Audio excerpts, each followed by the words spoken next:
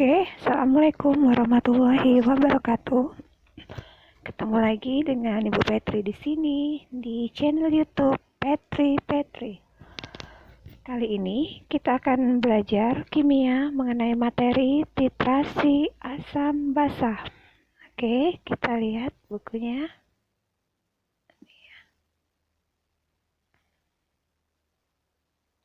Oke.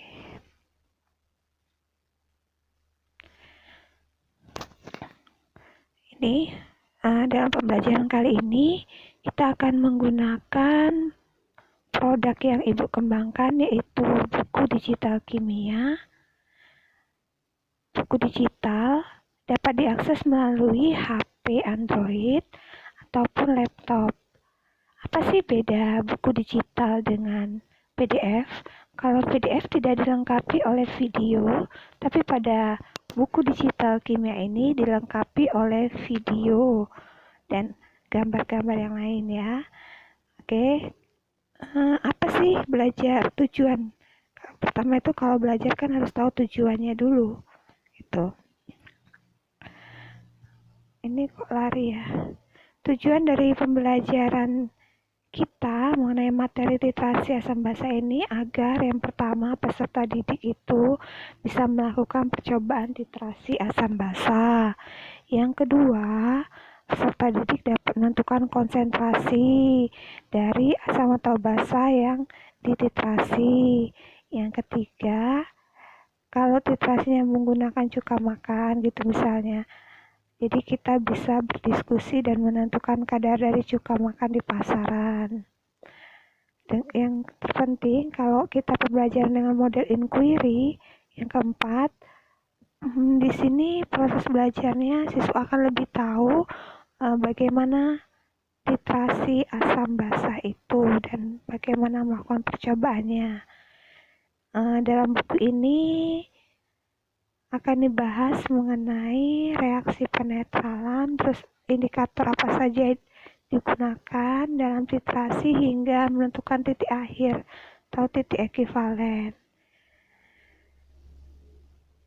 Oke, di awal kalau kita melihat cuka makan di pasaran ada tulisan tuh 25%.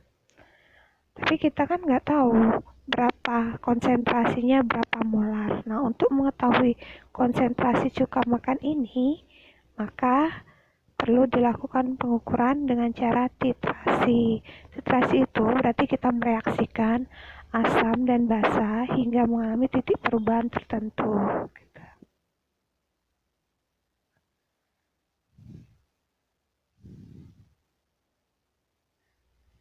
Biar tidak bingung, bisa dibaca dari buku digital kimia ini, materinya. Apa itu titrasi asam basa? Bagaimana prosesnya?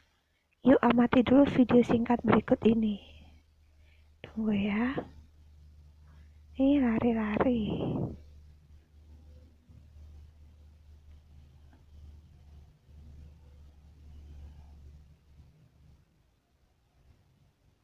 Kalau Ibu langsung ke materi titrasi asam basa. Itu.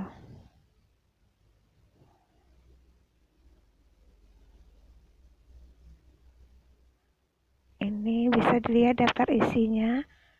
Ada definisi titrasi asam basa, prinsip titrasi asam basa, cara melakukan titrasi asam basa, perangkat titrasi asam basa, contoh perhitungan pada titrasi asam basa.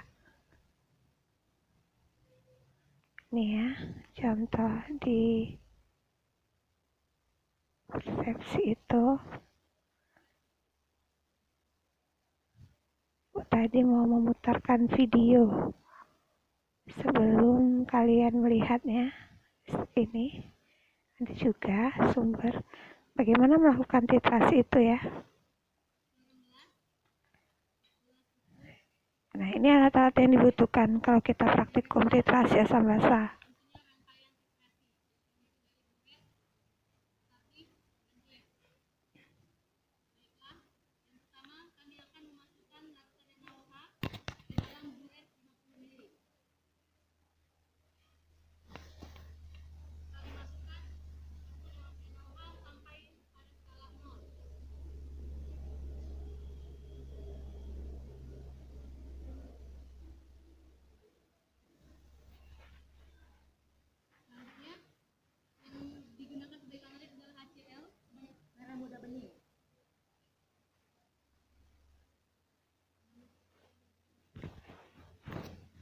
Oke, videonya nanti bisa ditonton secara lengkap ya. Tapi kita lihat saja perubahan warna saat titrasi.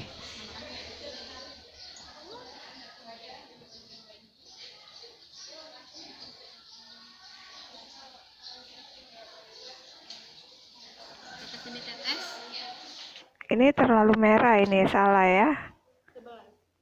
Oke. Oke, itu nanti secara rinci bisa kita lakukan praktikum titrasi asam basa di laboratorium kimia. Jadi alat yang dibutuhkan seperti ini setnya ya. Oke, ini ada burette.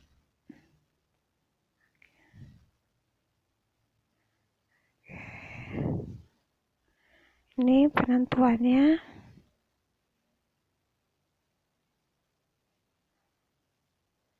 Oke, tunggu sebentar. Oke, assalamualaikum warahmatullahi wabarakatuh. Kembali lagi di channel YouTube Fetri. Kali ini akan berlanjut ya penjelasan titrasi asam basa pada perhitungannya. Kita lihat bagaimana cara perhitungan pada titrasi asam basa. A simbol dari asam, B simbol dari basa. Oke, ini bisa diperbesar biasanya. Tunggu sebentar. Emang kalau kayak gini saat mau di zoom harus mencari yang tunggu. Tadi kan kita sudah bagaimana melakukan titrasi. Dan kita lihat indikatornya ada di sini. Kita bisa gunakan indikator asam basa. Perhitungannya kita mau jelaskan sekarang.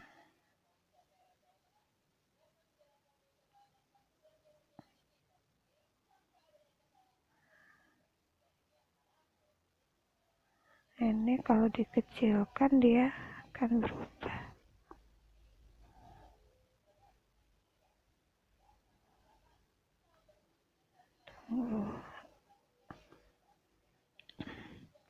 Tadi masuk ke perhitungan asam basa. Cara perhitungan asam basa. Di sini bisa dilihat rumus umumnya. Kalau M kali V itu kan mol. Molaritas jika dikali dengan volume, mol dari asam itu akan setara dengan mol basa. Sesuai dengan yang di perhitungan ini rumusnya. Ini kalau dibesarkan dia biasanya bisa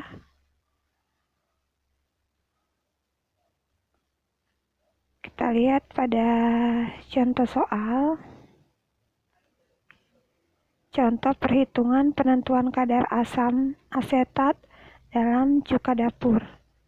Seorang peserta didik melakukan percobaan titrasi asam basa menentukan konsentrasi dari asam asetat dalam cuka dapur. Ini ada volumenya 100 ml. Kemudian dituangkan ke dalam labu ukur 10 ml, diencerkan dengan air sehingga menjadi 100 ml.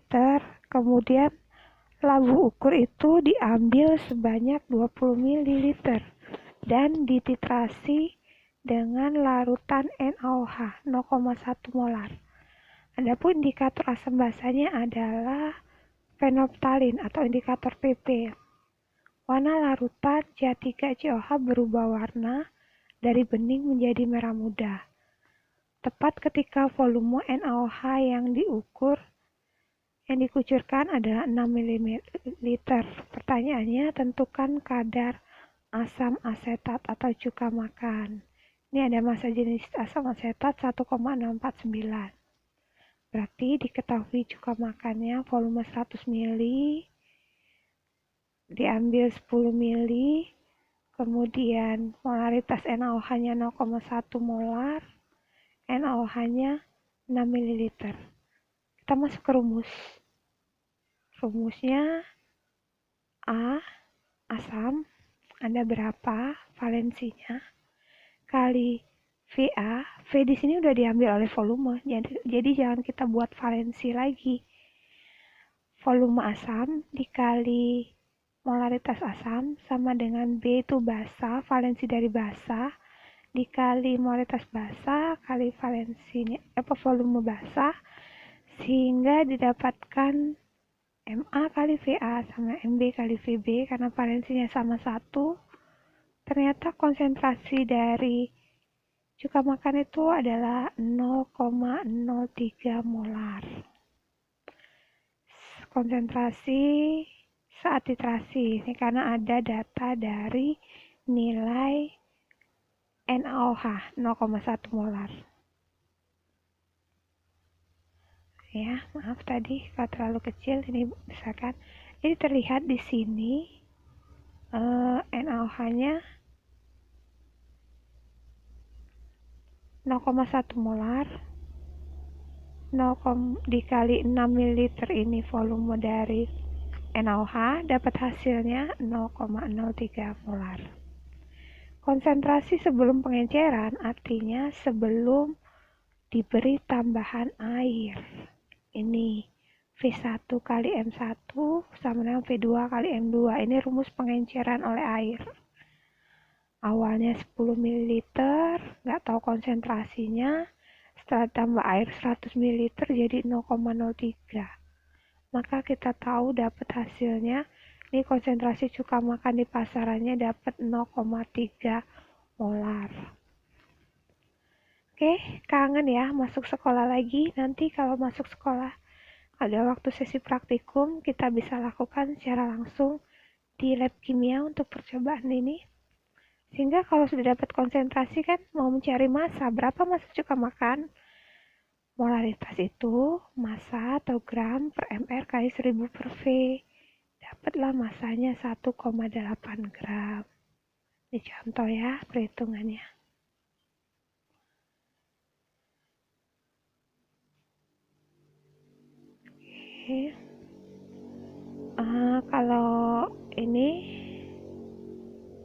Kalau mau mengukur kadar itu apa rumusnya?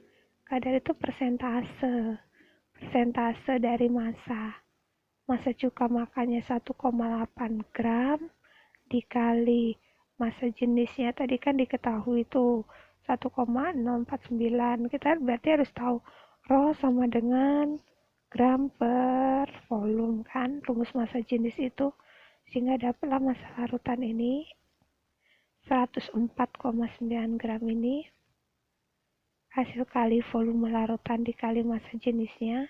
Nah 104,9 ini yang masuk ke perhitungan kadar.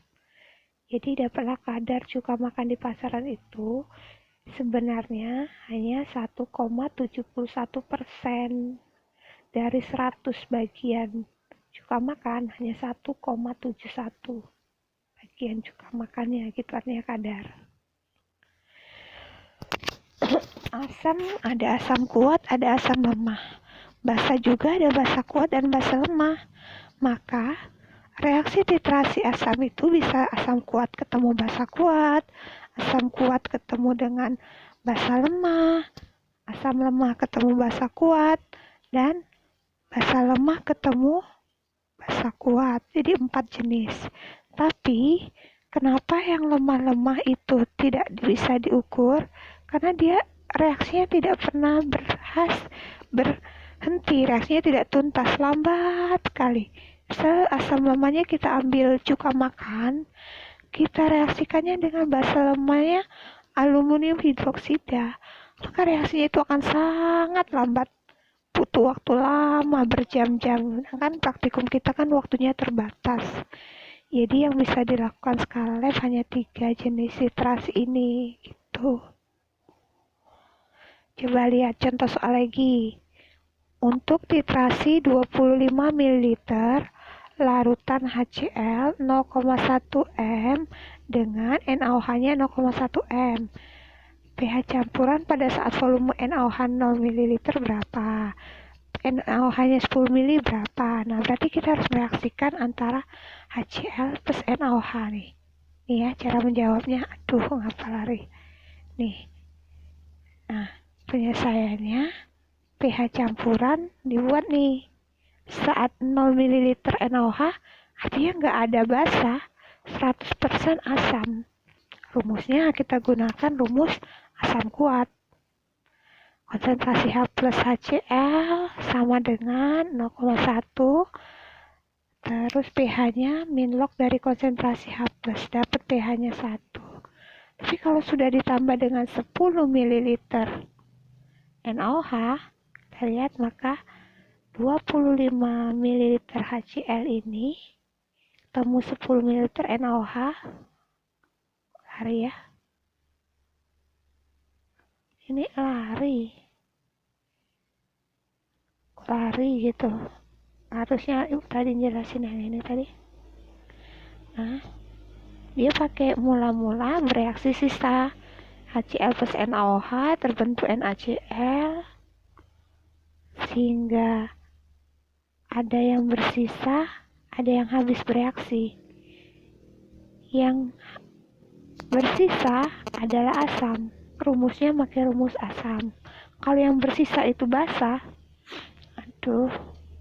ya, maka kita hitung pakai rumus basa.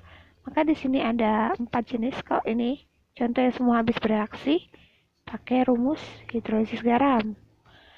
Kalau yang bersisanya basa, ya cari basanya. Ini OH min ya, bukan H plus ya, di pH